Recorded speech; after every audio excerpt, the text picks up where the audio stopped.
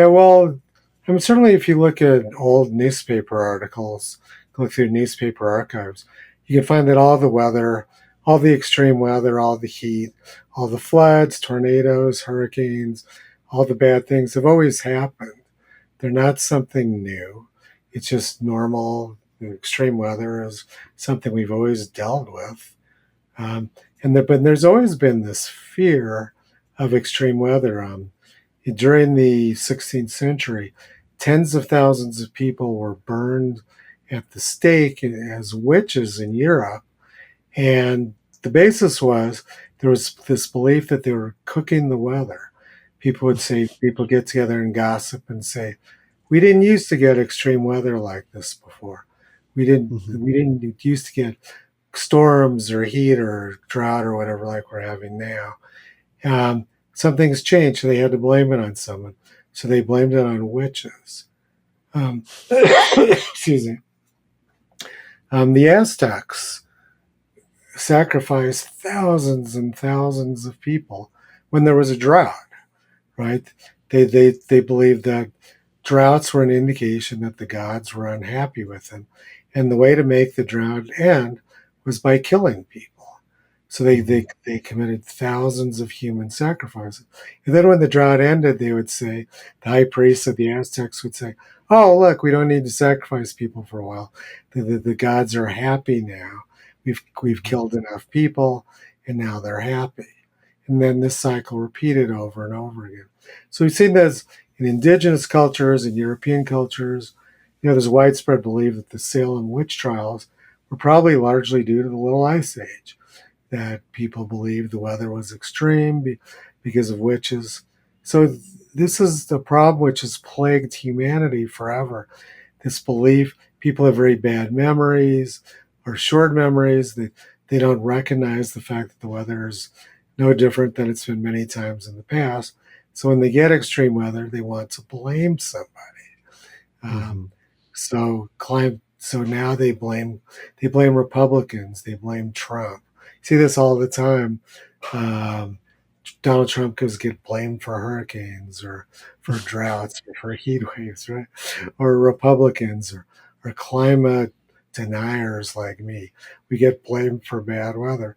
And it's the same mentality from the 16th century when they were burning witches for cooking the weather. It's just for people with very primitive mentalities looking for someone to blame for their problems. And they Hmm. just laugh.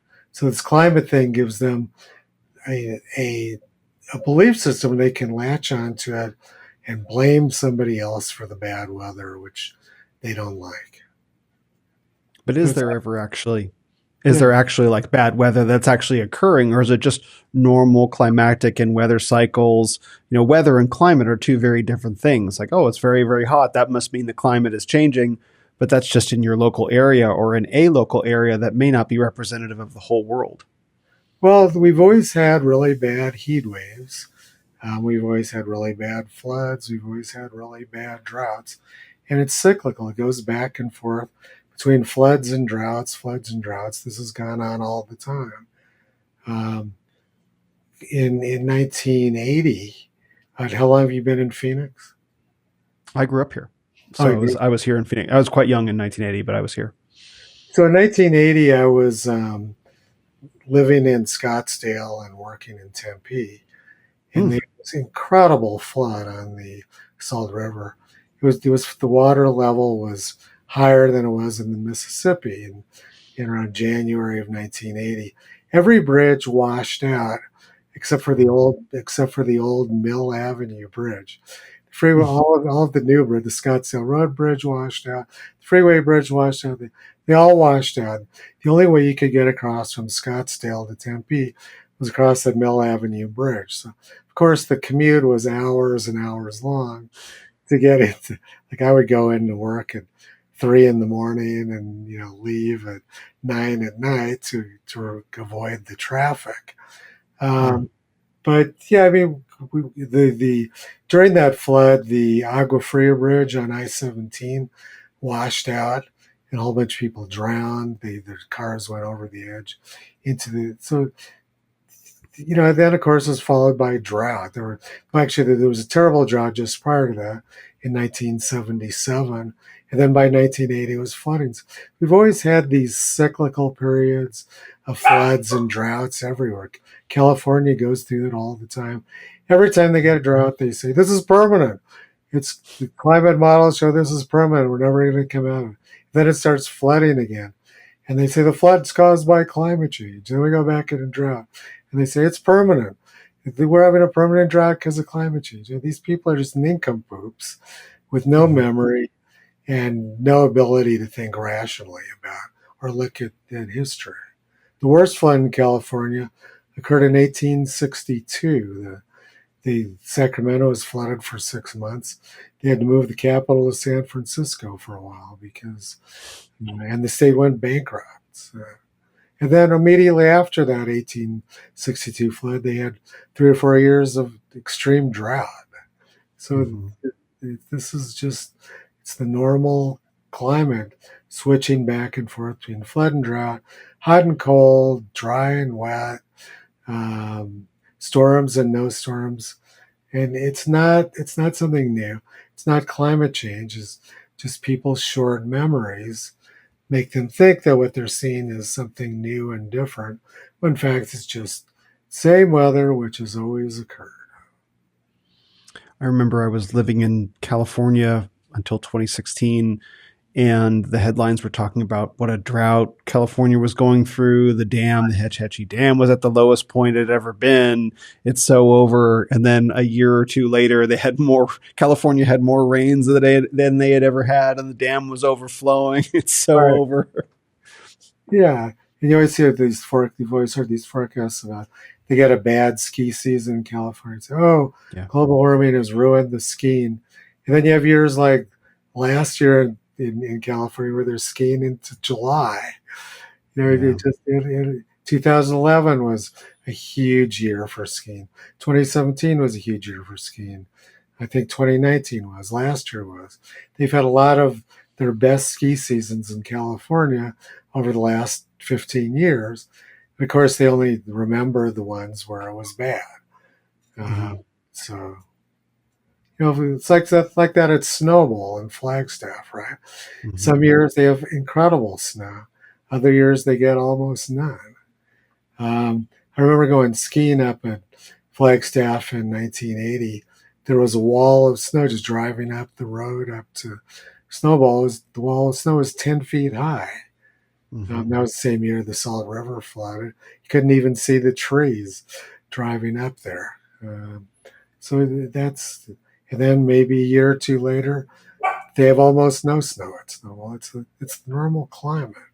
It's not Hmm. anything extreme or different or climate change. It's just where the jet stream is located. Yeah, now people know to interpret those bad years as, oh, that's climate change. It's over. We're never going to ski again. Shut it down. And Yeah. then, of course, the next year comes around and the slopes are full again. Oh, it's an extreme weather event. We've had more snow, so they win. It's kind of like they win either way. Like if there's no Yeah. snow, if there's a lot of snow, it's all indicative of how much of how doomed we are. Yeah. Yeah. It's just, there's been lots of articles written about this. I've got one from 1871 um, titled Imaginary Changes of Climate. Extremely well written article going into detail about how people are always exaggerating. They say every year is always the hottest, wettest, windiest, or driest ever known. Much observation, which ought to have a tendency to prevent exaggeration, seems in the minds of some people to rather have a tendency to increase it. I Hmm. think around 1882, a well-known meteorologist wrote an article detailing extreme weather in the past, and he said people who believe, a lot of young people believe that our climate is changing and it's become more extreme. And he went through it. He showed him the problem is they just are not schooled in the history of bad weather. If they Hmm. were, they would know that the problem is their lack of knowledge or their faulty memories. There's Hmm. been lots and lots of articles written like that over the last 150 years, talking about frailties of human perception and human memory which make people believe things that aren't true. Hmm. Hmm.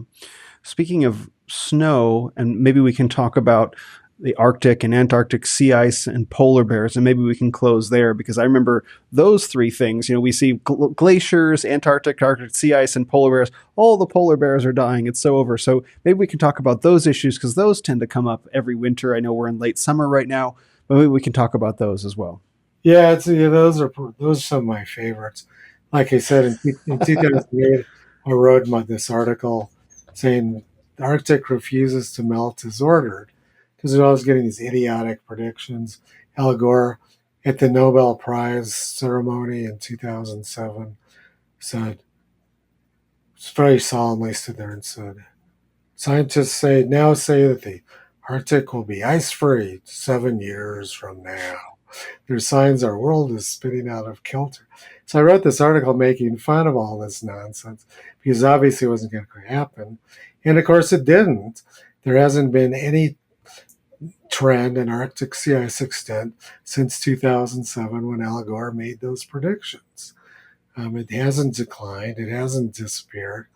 Um, and of course they had all these predictions saying people saying polar bears are going to go extinct because they need sea ice, and those were based on the bad sea ice predictions. Of course, that hasn't happened. Polar bear populations have increased; they haven't decreased. So they've completely dropped that scam. My favorite one right now, though, is in the Antarctic. Last winter, the maximum Antarctic sea ice extent was very low. And of course, the press was all over. It's, oh my God, it's the end of the world. We're seeing this record low Antarctic sea ice extent. We've destroyed the climate. This is the end of the world, or all the penguins are going to die. Or something. And now this year, and particularly it was around the area around the Antarctic Peninsula, which is that piece of land which extends up towards South America, had very low ice extent last year. And they were Mhm. hysterical about that. Now the Antarctic Peninsula has record amounts of sea ice, and the ice is growing at a record rate. And of course, the press is completely silent about it. All Mhm. these predictions of doom last year, now we're seeing the opposite. And of course, they're not, no mea culpa, there's no apologies, there's no retractions. They just move on from one scam to another. So where can people go to find this information? Because I'm sure many people can remember various points of time, headlines they saw a year or two ago about sea ice or penguins or whatever, and then but they never hear when the opposite is true. The data just never gets reported. Where can people go to find out that stuff on their own? Is there any place? Yeah, there's lots of places. Mark Morano's site, Climate Depot, has a lot of good stuff. Okay. Um, my website, realclimatescience.com, has a lot of good stuff. CFACT has a lot of good stuff. CFACT.com. My Okay. Twitter feed, on my Twitter feed, Tony Climate, I'm constantly providing lots and lots of historical information. Every day I post does make dozens of tweets about historical climate information showing that whatever people are complaining about, whatever they're whining about climate is nothing new. It's happened many times in the past. Am I right that you had sort of disappeared from making videos and from social media for a little bit and you just returned, or did I just discover your Twitter account recently? Well, I was the old management at Twitter shut me down for about a year. Uh, Mm. I posted a Pfizer document about vaccine safety. It was an actual Oh. it was an actual Pfizer document, and they shut me down for medical misinformation. It was from Pfizer. What are you talking about? Yeah. Uh, and so when Elon Musk bought Twitter, I was able to start up again. And Hmm. so, YouTube used to try to shut me down all the time, but they've gotten better recently. They're not doing Hmm. that anymore. Um, so yeah, I've certainly YouTube does. I'm pretty sure YouTube's doing stuff to suppress my viewership, but they don't actually completely censor me. Um, Right. but but Yeah, since Elon Musk showed up, things have been much better for people like me. It's much easier to express, tell the truth and not have to fear getting blocked, getting shut down on social media. So Hmm. Hmm. I'm very, very appreciative of what Elon Musk has done. He was a nightmare before that. Oh Before yeah, that, the censorship was out of control. yeah, couldn't say anything. Everything I tweeted, I was afraid they were going to shut me down for. And eventually, like I said, they shut me down over this actual Pfizer document.